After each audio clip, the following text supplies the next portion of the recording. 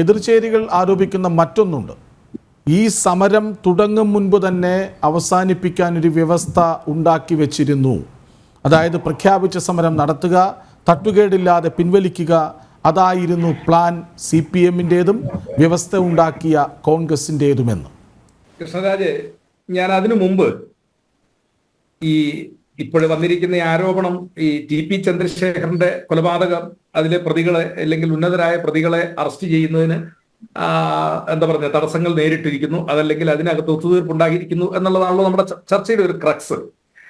ഞാൻ ബഹുമാന്യായ തിരുവഞ്ചൂർ രാധാകൃഷ്ണൻ സാറ് ചർച്ചയിൽ വരുമെന്ന് പ്രതീക്ഷിക്കുന്നു. അദ്ദേഹത്തിന്റെ വാക്കുകളെ കേൾക്കാൻ ആഗ്രഹിക്കുകയാണ്.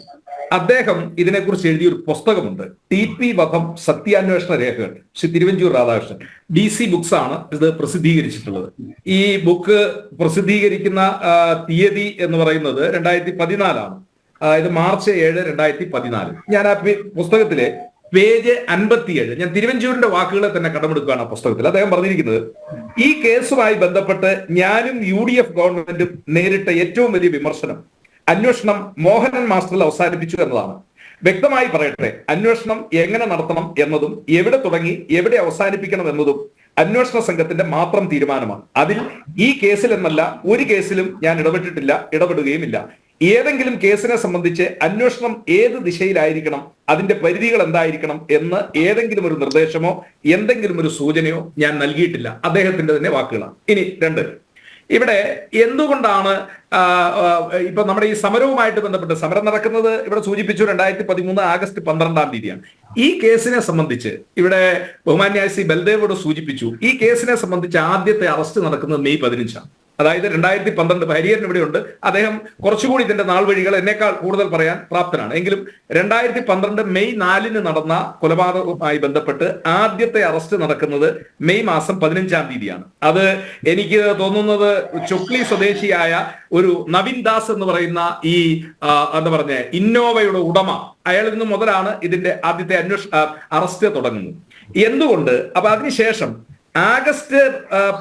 May 15 ആദ്യത്തെ അറസ്റ്റ് ചെയ്ത് കഴിഞ്ഞാൽ നമുക്കറിയാം ക്യാപിറ്റൽ പണിഷ്മെന്റും, ഇവിടെ ഇരിക്കുന്ന ഈ പാനലിൽ അഭിഭാഷകർ മറ്റു പലരുമുണ്ട്, ക്യാപിറ്റൽ പണിഷ്മെന്റോ അല്ലെങ്കിൽ ജീവപര്യന്തോ ലഭിക്കുന്ന ഒരു കുറ്റകൃത്യത്തിന് 90 ദിവസത്തിനകം കുറ്റപത്രം സമർപ്പിച്ചില്ല എങ്കിൽ പ്രതികൾ സ്വാഭാവിക ജാമ്യത്തിന് അർഹരാണ്. അപ്പോ അന്വേഷണ സംഘത്തിന്റെ മുമ്പിലുള്ള ഏറ്റവും വലിയ വെല്ലുവിളി എന്താ? ഒന്നാമത്തെ പ്രതിയെ അറസ്റ്റ് ചെയ്തതിന് ശേഷം വിത്തിൻ 90 ഡേയ്സ്. അപ്പൊ 90 ഡേയ്സ് എന്ന് പറയുമ്പോൾ May 15 അറസ്റ്റ് ചെയ്തു, June 15, July 15, August 15. August 15 holiday ആണ്. അപ്പൊ 14 എങ്കിലും കുറ്റപത്രം സമർപ്പിക്കണം. August 13 കുറ്റപത്രം സമർപ്പിച്ചു എന്ന് പറഞ്ഞാൽ 90 ദിവസം എന്നുള്ള 87ാമത്തെ ദിവസം തന്നെ കുറ്റപത്രം സമർപ്പിച്ചു. ആ കുറ്റപത്രം സമർപ്പിക്കുമ്പോൾ ഇവിടെ പറഞ്ഞതുപോലെ ആദ്യം 76 പ്രതികൾ ഉണ്ടായിരുന്നു. 15 പേരുടെ വിചാരണ ഹൈക്കോടതി തടഞ്ഞു. 28 പേരെ എന്താ പറഞ്ഞ വിചാരണക്കിടയിൽ അവരാരും ഈ കൃത്യത്തിൽ നേരിട്ട് ഇടപെട്ടവരല്ല. അപ്പൊ എന്തുകൊണ്ടാണ് ഈ 3 മാസത്തിനുള്ളിൽ കുറ്റപത്രം സമർപ്പിച്ചതെന്ന് ചോദിച്ചാൽ സ്വാഭാവിക ജാമ്യം തേടി ഈ പ്രതികൾ പുറത്തു പോകരുത് എന്നുള്ള കാരണം കൊണ്ടാണ് കുറ്റപത്രം വളരെ പെട്ടെന്ന് തന്നെ സമർപ്പിച്ചത്. നേരത്തെ കുറ്റപത്രം സമർപ്പിച്ചില്ലെങ്കിൽ ആ കേസിൽ വലിയൊരു പാതകമായി പോയേനെ, രണ്ടാമത്തെ കൊലയായി പോയേനെ. എങ്ങനെ? 90 ദിവസത്തിനുള്ളിൽ കുറ്റപത്രം സമർപ്പിച്ചത് വലിയ കാര്യമായി പറയുന്നുണ്ടല്ലോ. അത് ചെയ്തില്ലെങ്കിൽ മറ്റൊരു വലിയ പാതകമാകില്ലായിരുന്നോ? ഇല്ലെങ്കിൽ ശ്രീപത്മനാഭൻ സാർ ഇവിടെ ഇരിക്കുന്നു, ബൽദേവ് ഇവിടെ ഇരിക്കുന്നു, സ്വാഭാവിക ജാമ്യം തേടി ഇവർ പോകും. അതാണ് പറഞ്ഞത്. അങ്ങനെ വിടാൻ പാടുണ്ടോ? അപ്പൊ പിന്നെ അത് വലിയൊരു കാര്യമായി പറയുന്നത് എന്തിനാണ്? ഞാൻ പറഞ്ഞത് ഇത്രയും അധികം വലിയ ഗൂഢാലോചന നടത്തിയ ഒരു കേസ്, ആ കേസിനെ സംബന്ധിച്ചിടത്തോളം 90 ദിവസത്തിനകം കുറ്റപത്രം, ആ കുറ്റപത്രം സമർപ്പിക്കുന്നതിനെ കുറിച്ച് തന്നെ തിരുവഞ്ചൂർ സാർ ഇവിടെ പറഞ്ഞിരിക്കുന്നു. ഇതിന്റെ അകത്ത് സാക്ഷിമൊഴികളല്ല, ഇതിനേക്കാൾ ഉപരിയായിട്ടുള്ളത് ശാസ്ത്രീയമായ തെളിവുകൾ, ഫോറൻസിക് തെളിവുകൾ. അതായത് ഇന്നോവ വാഹനത്തിൽ ഉണ്ടായിരുന്ന രക്തക്കറ, ഈ വെട്ടുന്നതിനിടയ്ക്ക് ഈ പ്രതികളിൽ ഒരാൾക്ക് പരിക്ക് പറ്റി, അയാളുടെ ശരീരത്തിൽ നിന്ന് പറ്റിയ ചോരക്കറ, അത് TP ചന്ദ്രശേഖരന്റെ ശരീരത്തെ എവിടെയോ പറ്റിയത്. അപ്പൊ ഇതിനെയൊക്കെ മാച്ച് ചെയ്തുകൊണ്ട് നടന്ന ഫോറൻസിക് പരിശോധനകളെല്ലാം, ആ റിസൾട്ടുകളെല്ലാം കിട്ടി 90 ദിവസത്തിനകം കുറ്റപത്രം സമർപ്പിക്കുക എന്നുള്ള ഒരു ഭാഗീരഥ പ്രയത്നമായിരുന്നു. അത് നിശ്ചയമായും അന്വേഷണ സംഘം അത് പൂർത്തീകരിച്ചിട്ടുണ്ട്. ആ കാര്യത്തിൽ ഒരു തർക്കവുമില്ല. ഞാൻ ഒരു കാര്യം കൂടി പറയാം. അന്ന് പിടിക്കപ്പെട്ട സംശയിക്കപ്പെട്ട പ്രമുഖരിൽ പലരും ഇപ്പോൾ എവിടെയാണ്?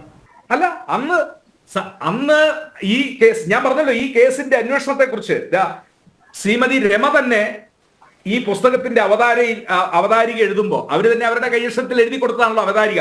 അതിനകത്ത് പറഞ്ഞിരിക്കുന്നത് കേരളത്തിന്റെ ചരിത്രത്തിൽ ആദ്യമായി ഒരു രാഷ്ട്രീയ കൊലപാതക കേസിൽ ഗൂഢാലോചന കേസിലെ ഒരു സംഘം ശിക്ഷിക്കപ്പെട്ടിരിക്കുന്നു. കൊലയാളി സംഘത്തിന് തുല്യമായ ശിക്ഷ തന്നെ ഗൂഢാലോചനക്കാർക്കും വിധിക്കപ്പെട്ടിരിക്കുന്നു.